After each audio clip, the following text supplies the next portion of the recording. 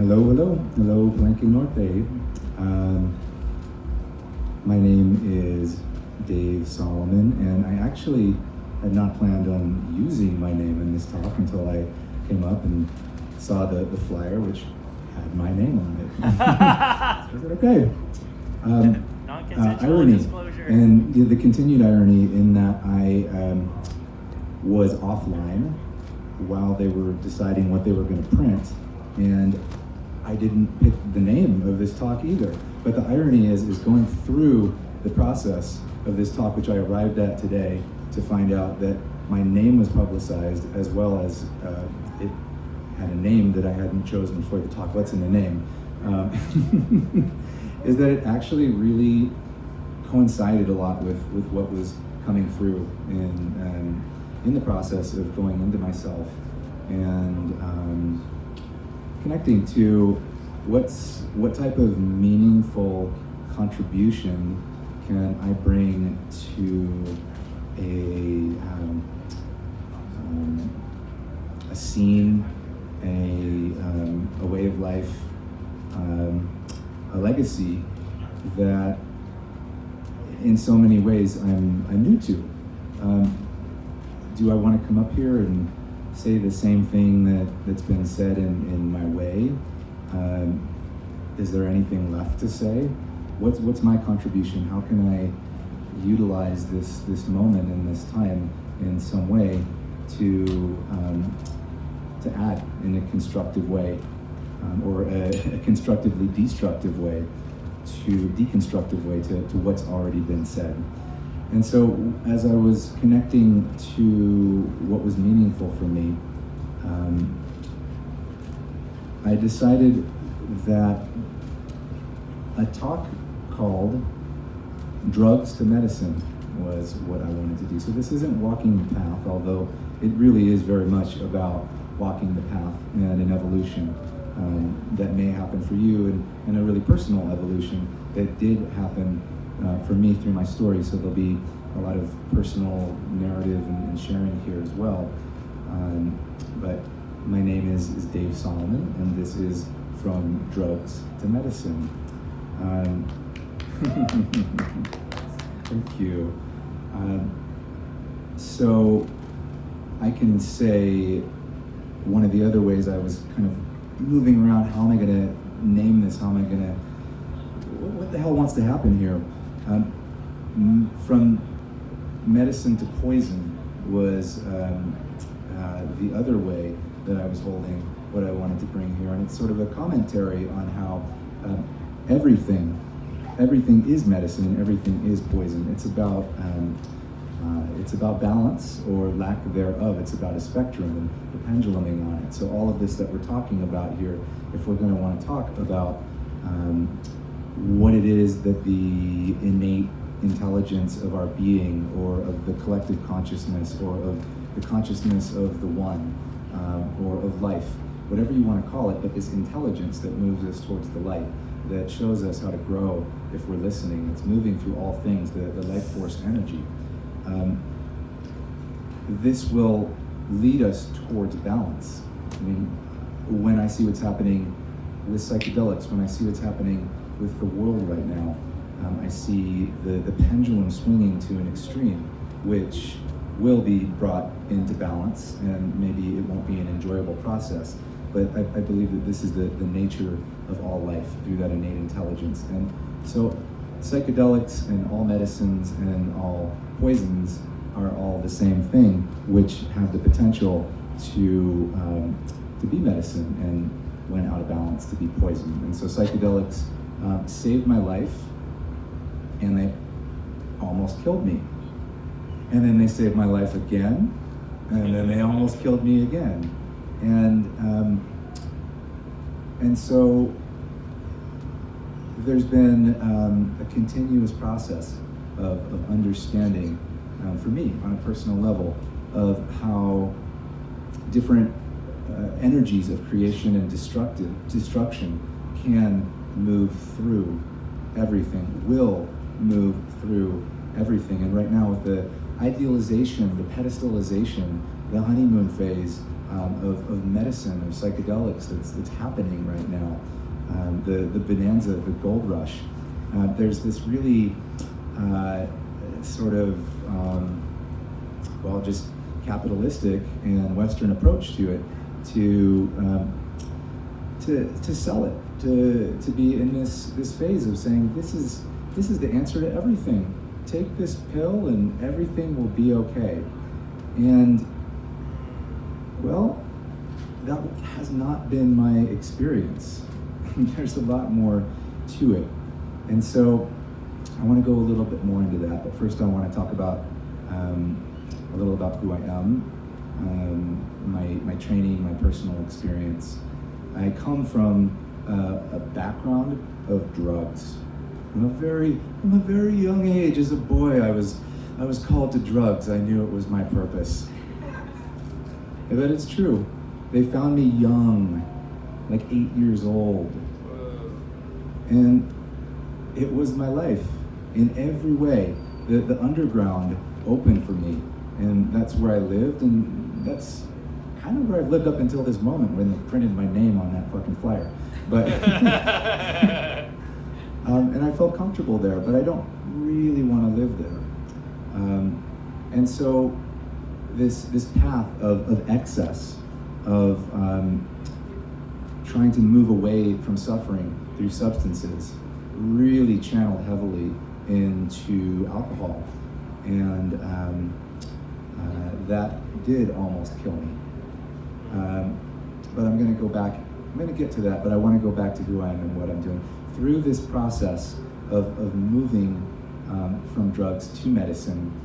I have become trained in therapy. I've become trained in body work. I've become trained in trauma work. I've become trained in developmental trauma work, in touch work.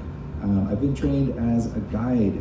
Yes, people who just found the calling that the medicine told me that I should be a guide. It's actually a high-level skill that requires training beyond the impulse to do it. Yes, and I've done that. So essentially, I'm a guy who's fucked everything up about 6 or 7 times, done it all wrong, and somehow, actually with the help of some friends who were the voice of the path, have heard the call and have done things, I don't want to say the right way, but I can say in a way that's aligned with ahimsa, really aligning myself with no harm.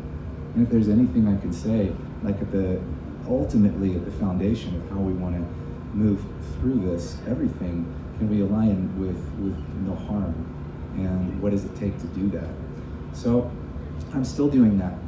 I'm still fucking up, and as much as I try not to, causing harm, and I admit to myself that this is part of life, and being in this position that Trevor just spoke on, of being in the guide role, is such a deep path. It's a spiritual practice, and the way that I experience life being is that corrections and learning is generally made through fucking up. So it's a high stakes situation to be in, and the way that I orient myself around it at this point is I want to do as little harm as possible, which means I need to be as clear as possible. I need to be as clean as I can. I need to be as educated and trained up as I can. And so that's where I am now. I'm a consciousness guide, and where I was I was an addict. I was an alcoholic, and I can look back now and I can see that I had a death wish, and I had many overdoses with everything, really. And what happened in the wonderful year of 2011 was that I sort of climaxed with my alcoholism, and I got something called pancreatitis, which is something that usually like really grizzled alcoholics who've been just doing it under the bridge for a long time get triggered in them. It's it can be fatal, but it was very life-changing. I had no coping skills for life. I didn't know how to feel feelings. I didn't know how to do anything other than be angry and use substances, mainly alcohol. But anything else that came along at that time was just fine. And then alcohol was taken away. Oh God, how do I live life now? How do I go into any sort of social situation? How do I do anything? I didn't know. But luckily, this was a wonderful time of the dark web. It was a golden age of something that you may have heard of called the Silk Road. This was the original place that someone could go on and you could buy Bitcoins at that time when I got in for $1.50 a Bitcoin. I don't know what those fucking things were, but they were unsafe, so I'm gonna get them as fast as I can into my online account with the Silk Road and buy drugs with them, because that's way more stable than this weird Bitcoin thing. I don't wanna lose my money there. So I would buy everything that I could, and I would try it. I would try it all. That's a whole nother story. But the energy of drugs, the energy of alcohol, the energy of escape from suffering by any means necessary were transferred to medicine. It didn't matter what it was. I wanted to get blacked out on it. That was my modus operandum. It was the same energy. And by some incredible twist of fate, one day, by accident, something that I ordered that I thought was NN-DMT showed up in my mailbox, and it turned out it was 5-MeO-DMT, but I didn't know. I just took my normal 50 milligrams of NN-DMT, and I put it in my homemade DMT machine that I used a glass drill and a bottle and some steel wool, and I lit that fucker up and took 50 milligrams of 5-MeO thinking it was NN-DMT. Never even heard of it. And I went straight to God. I'm not recommending this. This is about 4 to 5 times of a strong out-of-body dose of 5-MeO-DMT. But I went straight to God, and my life was changed in that moment. And I'm not going to proselytize psychedelics, because just because I had that opening didn't mean that it didn't lead me deeply into darkness from that, and I'm going to talk more about that. But that opening in that moment, it changed something for me. What it changed was my addiction to escaping through disappearing, essentially through chasing the experience of the vacuum and the void of death, blacking out, was now transferred into being a God junkie. I still wanted to escape, but I wanted to escape into higher realms. I wanted to go back to God. The behavior actually didn't change. It was just transferred.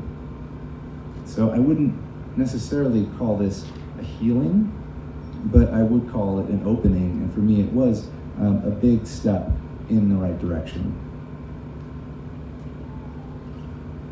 So I continued to chase and seek and find every different substance in every different country with every different unqualified shaman that you could imagine, and continue to seek the deepest experiences imaginable.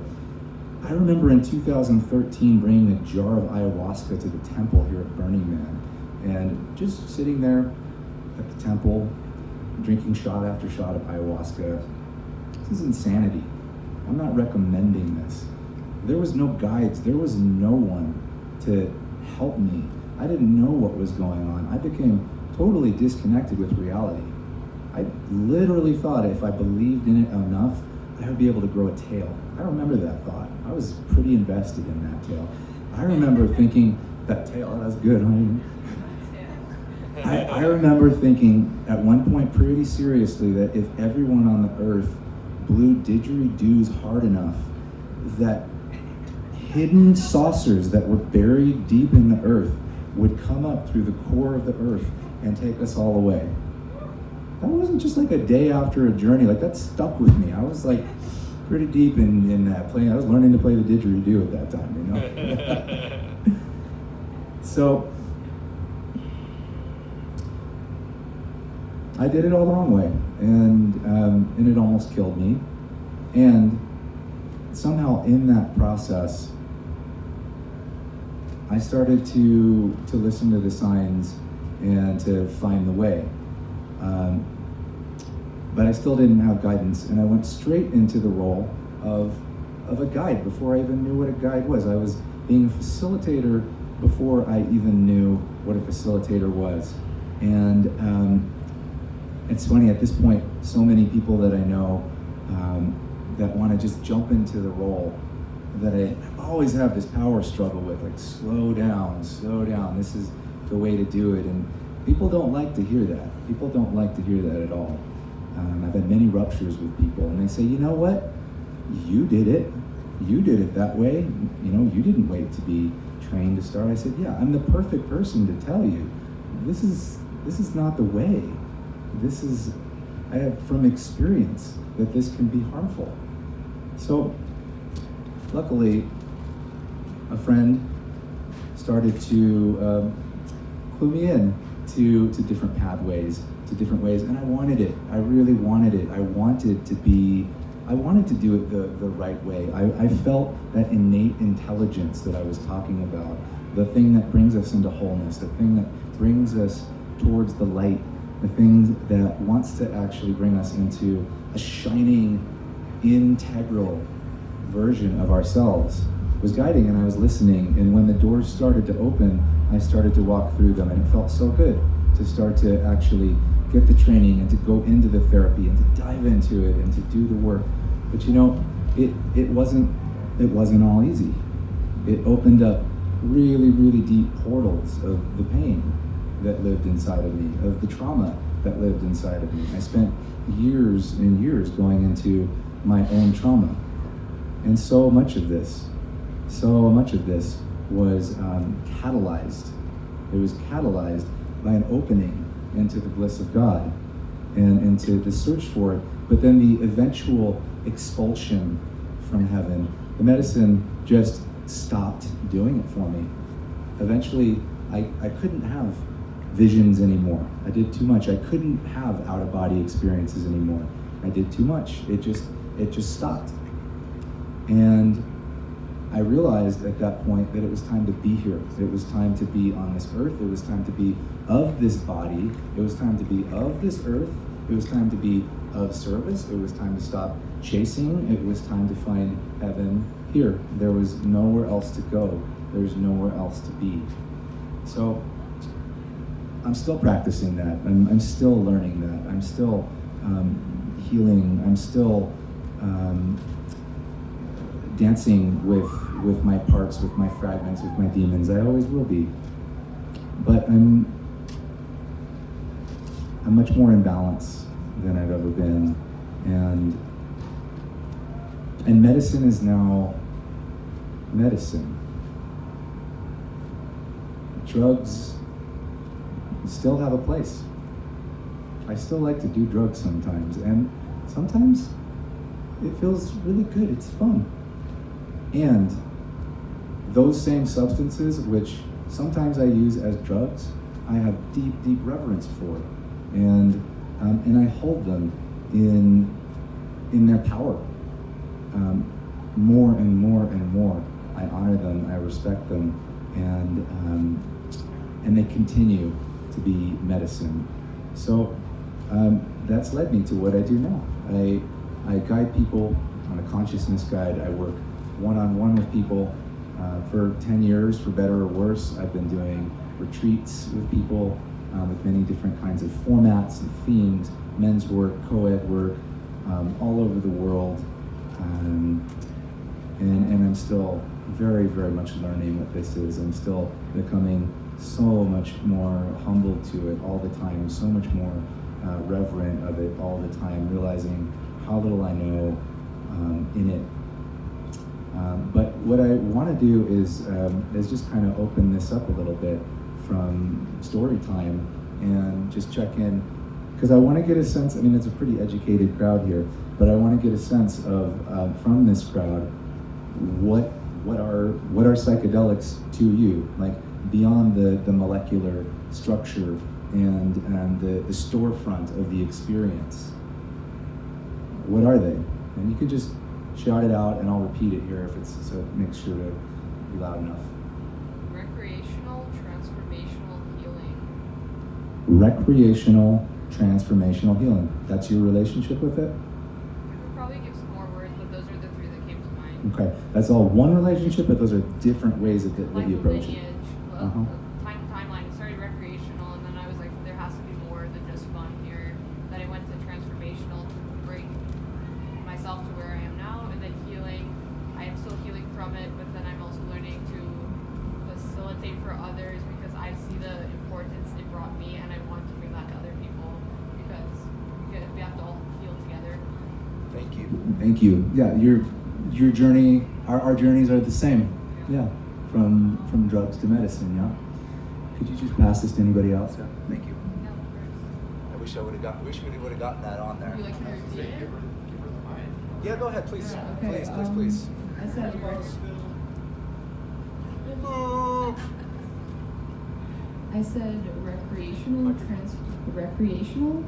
transformational healing. Started recreational, but as I enjoyed these medicines recreationally, I was like, there has to be more. My friends were like, you're so weird, just enjoy the fun. I was like, that is like a red flag. I feel like there has to be more. I found it recreational. When I went to it more seriously, it was helping me transform to who I am now. And healing, I'm still transforming and healing, but I would like to help others get there as well because with others healed, it can bring like more peace and more love to our communities and have it be more enjoyable living, happier, easier, more fun, less war, more peace. Yeah. Thank you. Anyone else want to speak? Well, let's keep it to like 1 minute or less, okay? So like you, I went through a transformation, narcotic addict to, spiritual experience. Bring the microphone closer. And after I had a spiritual experience, I wanted to share it with others. But what I found is that I shared it with some people that went well, and then I shared it with a few other people that went very poorly. And so how do you decide who's ready for an experience like that and who's not? Yeah, great question. And he spent an hour talking about that right before me. But I'll talk to you about it afterwards. But right now, we're just tuning in with beyond. Yeah, what's the meaning of psychedelics to you? Do you have like in 30 seconds, like what are the meaning? What does it mean to you? What do they represent in your life?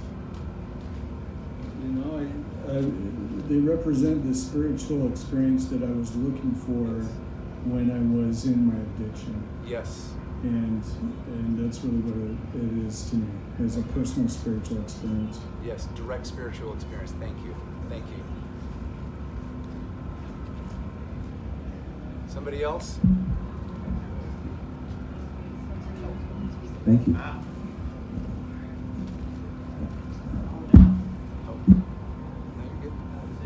Oh. I guess they only work What? on Hello? Is that working? Oh, no, now it's not working. There's like a... Probably only one channel.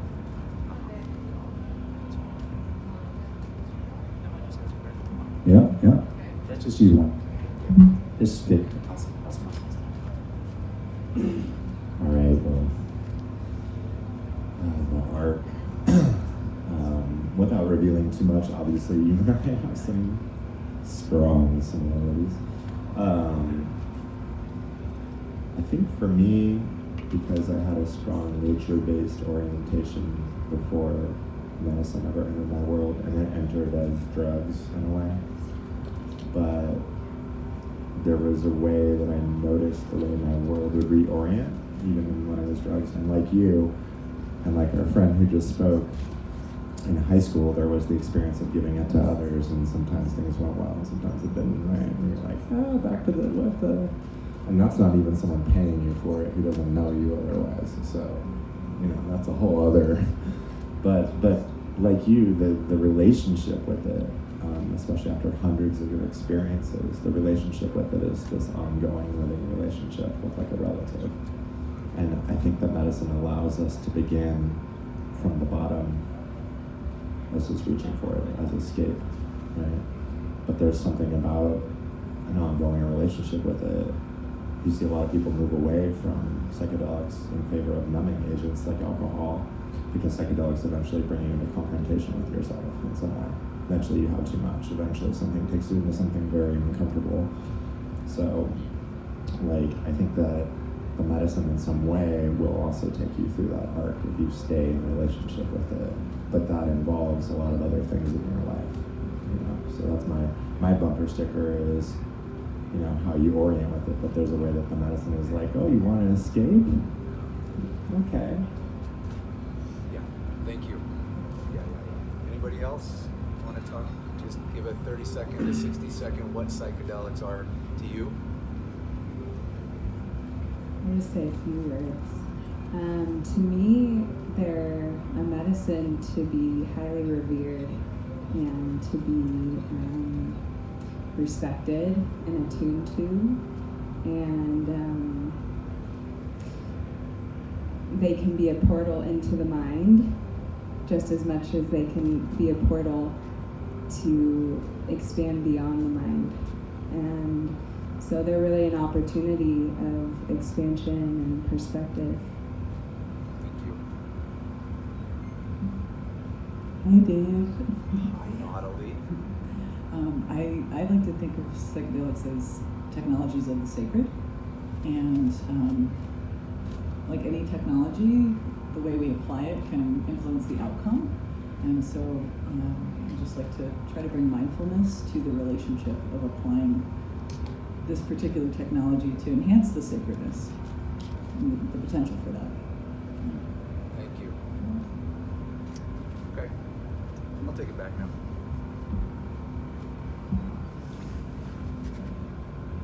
Thank you. So to me, psychedelics are just a mirror,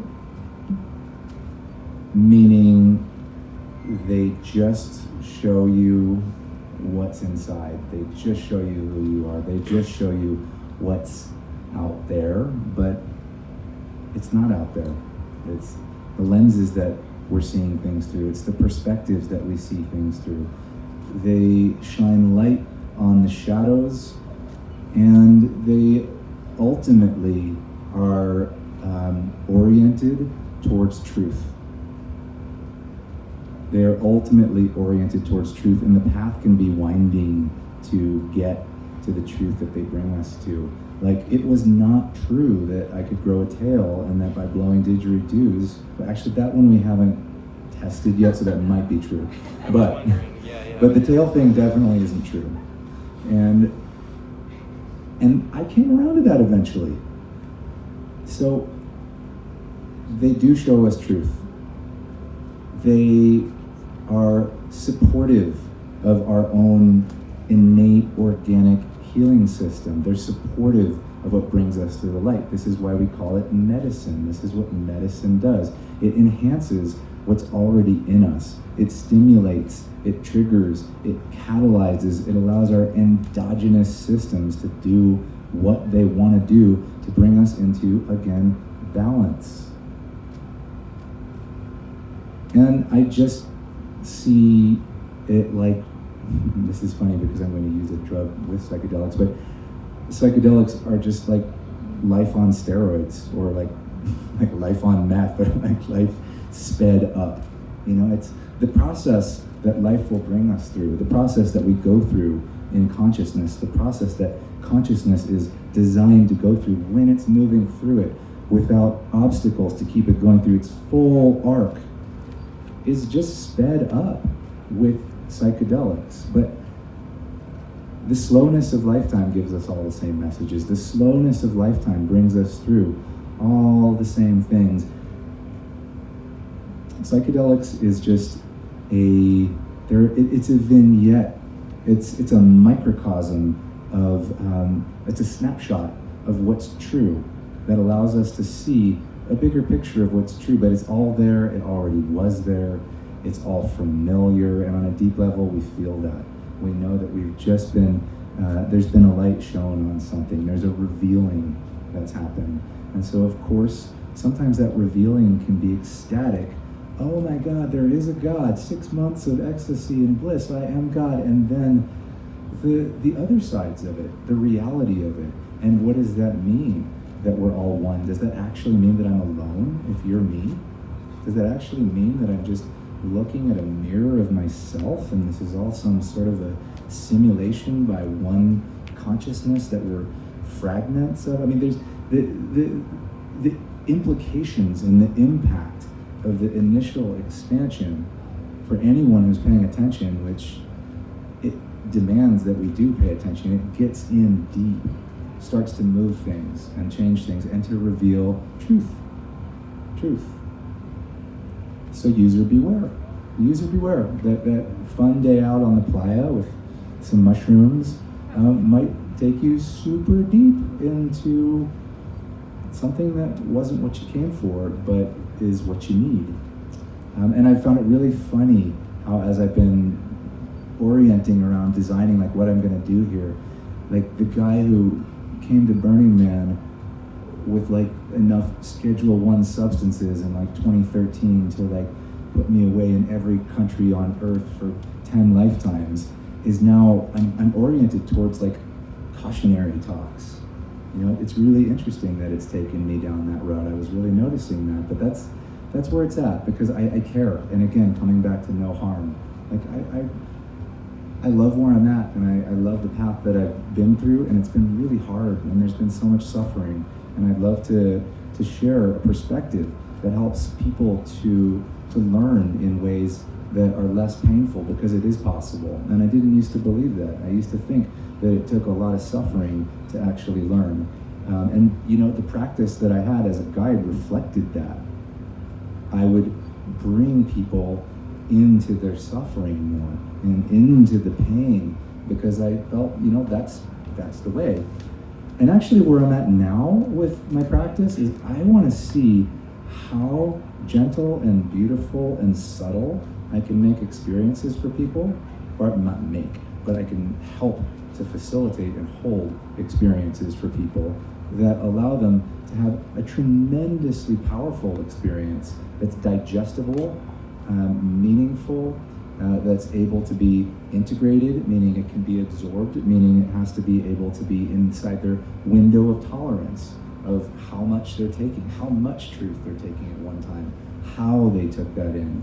And I think that we can do that, and that's what I'm wanting to say here, really, is how we can take medicine or take a substance which, you know, a pen can be used to write a love letter, or it can be used to write a death sentence. So how can we use a substance? How can we take a substance? How can we invite in a substance, a molecule that does have its own energy, its own frequency, maybe its own voice, its own agenda, maybe it wants to be in a relationship. How can we take that, and how can we work together with it harmoniously? How can we allow it to synthesize with us, to be with us, to create a beautiful experience that is medicine, because even poison is medicine. Me having that experience, all those overdose experiences, getting pancreatitis and almost dying, that was medicine. That deep poison of too much was medicine, but I barely made it back, and I guess that's what I needed, but I don't want that for you. I don't want that for all the people out here. I think it doesn't have to be that way. I think it could have been different if somehow I would have known differently, if I would have been supported, if I would have been guided by people. So I want to just open it up here. Actually, yeah, I want to open it up. I think I have time to do that, and say, okay, so if these molecules, if these sacred substances have the capacity to support us, how do we support them in supporting us? How do we support them in doing their job? Does anybody have something to say? And just be aware of, like, you know, a minute or so. If you don't, I can. Support others. Go No. That is not what I'm suggesting here at all. I'm saying, how do we, when we are ingesting and imbibing and inviting sacraments into our bodies, how do we support them to do what they want to do, which is to be medicine? Or maybe not what they want to do, but the capacity. I'll give you a really fast review. It's all about how you show up. It's all about how you show up for it. Great. I'm just going to run with this. No, you want it?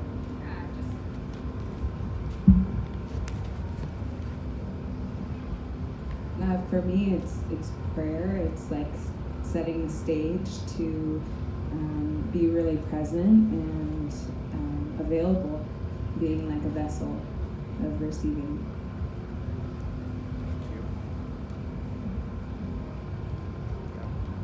Ceremonially and respectfully, you can still use these medicines recreationally, but maybe set an intention, be conscious of your set and setting, as opposed to doing it in a unsafe way. Yeah, ceremonially, respectfully. Anybody else?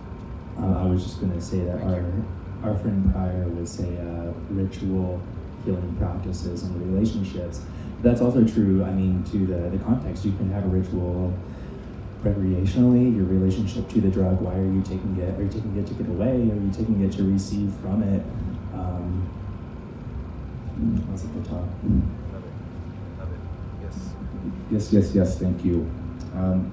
It's actually not, the formula for me is not that complex. It really isn't.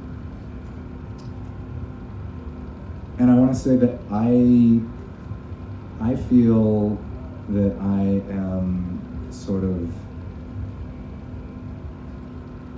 like in a culture that's like a tribe of lost boys and girls all teaching each other, but without really having a deep connection to what's already been there. And we're finding it, we're trying to find it, and we're bringing it back.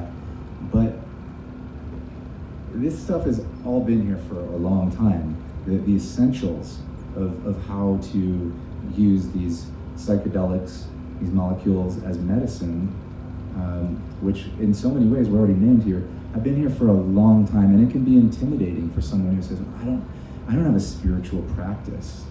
You know, I'm not part of some sort of a, you know, and you know what? Fuck religion. That shit fucked me up. I'm still trying to get rid of my shame from that, or you know, whatever our story is around spirituality, the stigmas around God, the fear of being a spiritual person or whatever it is, and these keys can be some of the most direct access to direct spiritual experience that any of us will have. And it's been time and time again over the last 30 years, people who have been meditating from all different lineages for many different years in deep mystical practices without use of psychedelics, from that platform of spirituality that they've developed, have taken psychedelics one time, and then they've had the mystical experience that they were waiting for their entire life. So that's a whole another conversation. But what I'm saying is there's a direct access to something here. There is technology that's that we can democratize around this, which is very basic. Container, set and setting.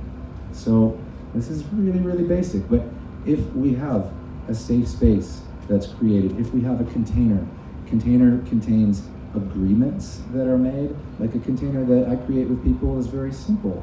It's confidentiality. It's staying. Neither of us are going to leave. In my container, that means we're not going online either. I'm not going to be texting. I mean, it sounds simple, but there's a psychic space that's being created there. Okay, there's a safety. Nothing comes in, nothing comes out. No sexual exchange, no harm. Right? These things seem basic, and sometimes, we have other ones in there. But this creates a very foundational container for the way that I'm supporting someone through their unique ritual, through their personalized ritual that's moving through them. And I mean, even though I really believe that the deepest work that can be done with medicine that I've ever experienced is with a skillful guide for many reasons that were already talked about before me. I don't believe that it's absolutely essential to having a valuable experience. I have extremely valuable experiences with medicine that are very customized to myself and to who I am and to my relationship with it and to the ritual that I create and to the container that I create with myself, or when I'm with my partner and the container that we create. The agreements around time and space and what's okay and what's not okay. It's a consent conversation. It creates safety. It creates boundaries. This allows us to go deep. This is part of a ritual. Okay? It's creating safe space. Intent. This was said several times. If there's anything that I would proselytize, it's intent. It is a magical, magical thing when we find our heartfelt, deepest intent. Not for what we want to experience, not the intent, I want the medicine to do this for me and I want to have this experience. No, what do I want from my life? The medicine is oftentimes going to show us exactly what's in the way. It's going to show us what's hard. It's going to take us into those cracks. But that intention is a magical, magical, magical signal. There's an opening there. There's an opening that it's giving. There's an invitation to the divine to come in. There's an invitation to transformation. There's space that's being created. And in my experience, over and over again with myself, and more anecdotes than I could share in this entire burn, I have experienced with other people, that this is really the deepest key, heartfelt intention to my deepest, most sincere desire of what I'm really willing to move into and out of in my life. And then faith and surrender. Trusting and letting go. The relinquishing of control, which is another reason why a guide is so valuable. Because it's very hard to relinquish control when I'm still the one who needs to manage the space, when I need to keep myself safe. So, some people can. I used to be able to, in my own container, really, really surrender and have some deep experiences. And some people can. And so there's a whole element of that I'm not going to get into. But to me, these are like just the essential factors right here.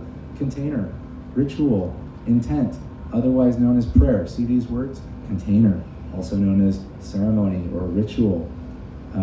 Intent, otherwise known as prayer. Faith and surrender. We're not even trying to hide that, right? This is a spiritual practice. So it's even then sort of transcending medicine, and it's becoming direct spiritual experience. Direct spiritual experience.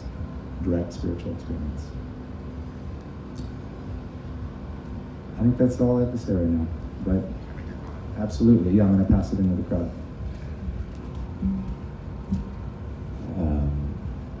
Within what you're saying is something I wish I'd clarified a little better in my so there is this dichotomy, and I know you're aware of it, that people talk about therapeutic versus recreational, right? And I'm with you that all experiences with medicine are valid, because sometimes this definition of therapeutic is, and you and I both know this, guides were like, well, if it's not in a therapeutic container, it's like not going to be integrated. And it's like, no, that's bullshit. Because you and I both come from, my first medicine experience was by myself, right? And there is a value. So I define it as contained and uncontained. And both of them have their advantages and disadvantages. And you and I both began from uncontained experiences. Also, we were self-reliant and kind of do-it-yourself sort of psychonaut vibe, right? The parents' generation. And there's value in uncontained experiences because some things with yourself are so intimate that you cannot be in the presence of another for it to occur. So taking 60 milligrams or 50 milligrams of 5-MeO in your living room is just as valid as a journey with a guide, right? Because the impact to the person. So rather than put a dichotomy of one is superior to the other, I prefer the terminology of contained and uncontained. And the reason why is an uncontained experience, like you said, which you're now hesitant about, me as well, is because if I go out my front door into the world, or if I pick up something and I decide it's time for me to end my life because I can't handle what's happening, there is no safety check. The container is that which I am holding for myself, which if you really want to go deep with medicine is to let other people hold that so you don't. They become your bumper bowler system so that you don't go too far off the rails. And if you want to go for high level experiences, that's the safest way to do it. You and I have both learned from going about it wrong and ending up in difficult territory. But I think there is value in an uncontained, or having medicine with your partner, or these other, or taking medicine here and cruising around Burning Man. It's like a living ceremony. It like teaches you a certain thing, right? How to interact with the world through all that. But I also think that contained environments have their own benefits, and they have their own challenges. So the contained environment is, oh, the guide can be this other, but then you're also subject to them. It's like it creates a container, but then that also is, you're subject to their transferences. A guide can be a thing that invites you into something which you wouldn't experience yourself, or that mist of the other, but they can also take over the experience. They can impart their own beliefs on, like you said, how Let's to not go hold too that. down. Let's not go too down the guide path, right? Totally, but it's like there is a plus and minus to the containers, you know, and there's plus and minus to the uncontained, and they both have their merit. So I really love you bringing it up and saying why it was so valid for you, because there's a truth in that that sometimes gets really lost, and it makes recreational somehow not valuable. Yeah. When the truth is, that's just an uncontained environment that someone needed to be that way, and it's still just as valuable. That's right. Yeah, and that's, I really appreciate you saying that, because I want to again touch on that. All of these wild experiences that I had ultimately were medicine, and I don't want to demonize anything, and I would love for everyone to continue to grow and heal and transform and evolve in a way that is the least traumatic, the most beautiful, the least dangerous, and the safest as possible. And so that's the context here. And unless anybody else has anything to say, that's the talk of From Drugs to Medicine. What do you normally go by? What's your name when we don't misprint it? We'll talk about that later. Cool. Thank you, Dave. Bloody brilliant. We don't have a talk for another hour. Actually, I am here. Are you here? Lovely. About mushrooms. Lovely. Yeah. What is your name? Jamie. Awesome. Do you want to intro yourself? I don't have you on my list. You know more about you than I do. So come on down, Jamie.